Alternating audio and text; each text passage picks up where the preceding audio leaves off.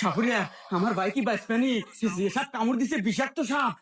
হ্যাঁ, আমার ভাই মনে হয় বাঁচবে না সাপুরিয়া। এই তুই কোনো টেনশন করিস না, আমি 42 বছর সাধন করা চিঙ্কু সাপুরিয়া, আমি 100 হাফ কেজি বিছনা বানা দিই। নন মরে গেল মনে হয়, তাড়াতাড়ি এসেন।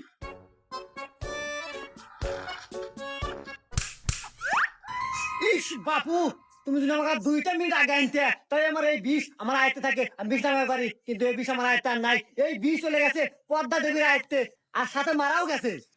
আচ্ছা সাপুরিয়া, আপনি জানি কত বছর সাধনা করিয়া আপনি সাপুরিয়া হয়েছেন? ওই কথার কো না বাপু, পুরো 42 বছর সাধনা করে আমি সাপুরিয়া হচ্ছি, কি জানো জানো কথা? হ বাপু, খুব কষ্ট তাই না? আচ্ছা সাপুরিয়া সাপ, আপনি যে কইলেন আমি মারা গেছে, আরে বাপু ও তো সাপই কামড় দেয় নাই, ও তো ঘুমাচ্ছে। আর যা সাপ কামড় দিছে এ তো ঘরের মতো। হুমুন্দি কয় গিরা না, একটু পেশাল পারে ঘুমায়ও শান্তি নেই।